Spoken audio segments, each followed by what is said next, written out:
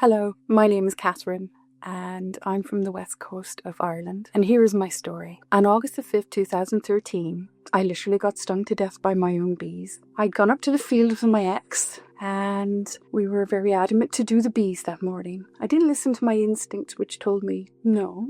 I thought rather than save an argument, I'll just go and do the bees. So when I approached the bees, I knew something was wrong. They were very agitated. They were flying around, seemed a little angry, and I thought that's very strange. They're usually very good and very cooperative. But I approached the hive, and as I started going towards the hive, I was immediately attacked. They started to try and get underneath the top half of my suit.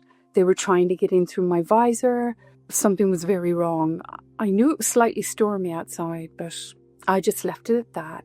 I walked away to the next field, as you should do, and relaxed, but they still continued to follow me. At that stage now, my lip was large, my eyes were large, I could feel swelling, my heart was hammering, and I knew something was very wrong. So I said to my then ex, it's time to go. So we walked a half-mile home. I got home and I lay down on the ground and I thought I'll just lie here a minute while he gets the car and see if I can relax a bit, because I was feeling very strange, and that didn't help because I could feel my lungs swelling or filling up with water. So no. Sat up very quickly and thought, no, we're not going there. Got into my car. As we were driving there, I could literally see my heart hammering physically in and out of my chest, and trying to gather my thoughts and keep myself together to keep calm as possible so that I would have a better chance of survival. When we got to what was the emergency doctor, which is only 3 miles away, and luckily he happened to be in, I opened the car door and then everything changed. Everything went white, and it was starting to turn white on the way there. And I knew that was the blood draining from my brain, trying to bring blood into my heart to protect it. So as it was happening, I realized this is what's happening. It's just when the car door opened, things changed. I started to see these beautiful, almost circular bolts of rainbow light,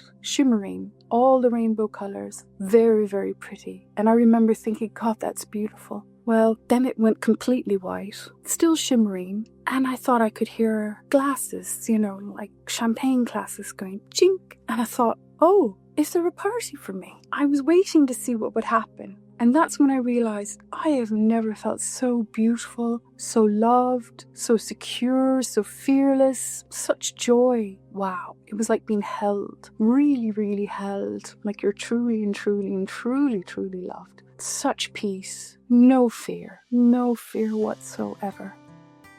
Hey everyone, if you're like us, your day's not complete without diving into a good near-death experience. Whether we're editing our latest video or listening to the podcast, our Raycon Everyday Earbuds are always in. With Mother's Day coming up, treat your mom to some serious peace and quiet. Raycon's newest earbuds have 32 hours of battery life, can pair with 2 devices at once, and block out background noise with active noise cancellation, so she can finally enjoy her calls, shows, or music in peace. They're super comfy, stay put, and come in colors like rose gold and forest green. We use ours daily to focus and stay in the zone while making more content for you. If you love what we do, support the channel and your mom, hit the link in the description or head to buyraycon.com/theotherside NDE to get 20% off site-wide. And if she's not into them, Raycon's got a 30-day guarantee. Now let's get back to Catherine's story. So I could hear the crystals, I could hear the chinking, and I thought, oh, there's a party for me. And as I looked into the space, I could see objects materialize in front of me. There was white, beautiful chaise lounges and couches, and then I realized it was a big open space. And I look in, and as I look in, I could see my grandfather, my granduncle, my grandaunt, and wow, just lots of people waiting for me, and they were telling me through thought that, we're happy you're here, well done. I felt like I'd done something really good, So I thought, oh, great, a party, what a welcoming party, this is fantastic. So I decided I'd go through the door. Just before the door, it's only as I approached it that I noticed there was a small anteroom to my left. And in this waiting room was another lounge, another chair or couch.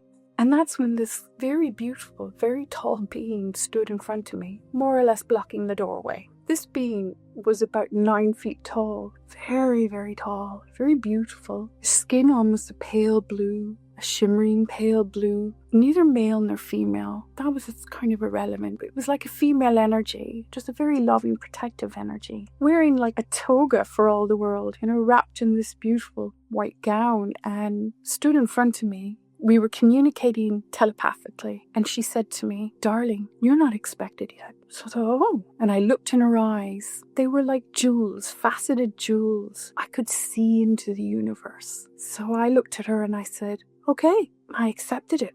And with that, everything started to fade into the difference, just gone. And that's when I started coming back. And I know I was coming back because I could feel my earthly body. And my earthly body, I was thinking, gosh, that's nice and warm. Well, that's lovely. And then I realized, oh, hold on a minute. I think I'm wetting myself. So that was the first realization. When I came back then and I started coming around, I was a bit drowsy. I could see a lot of people with white faces staring at me. I asked the doctor what my pulse and heart rate was, and he just shook his head. And I realized what had happened. And then immediately the first thought that came to my head was, you know what? The secret of life is to be happy in your heart, to feel joy and love in your heart. When you do that, it's like a drop or a pebble in the pond. It ripples and then it comes back to you. And that's it. And then my earthly thought kicked in, and it was, you know what? You can't take it with you. And I remember all the old ones saying that to me, and I was thinking, it's so true. I have a lot of stuff and none of it's important. None of it. So immediately after that, I rested for a good 3 months because I had actually had a heart attack, or empty heart syndrome as it's called, when all the blood leaves and then can't go back in again, so you have a heart attack. Well, I changed everything. I left my loveless marriage, my large house and property. I walked away from my career. I left that behind. And I started doing things that made me happy. And one of them was moving to another area, setting up a small cabin and living off-grid. And that's what I do now. I live off-grid and I do lots of interesting things. I think the most important thing, though, is to know that love, it's real. And that love is deep inside you as well, too. It's in your heart, and it's for you to feel and to open up to. The being I saw, well, that could be an angel. It could be an alien. I'm not sure it's that important, but they were part of the universe, just as we are all part of this universe. So we are all part of this universal consciousness. We are here to be happy and to find happiness and joy. Maybe not such an easy thing these days, but you know what? It's possible. And that's important, to find the joy within your heart. So thank you for this story.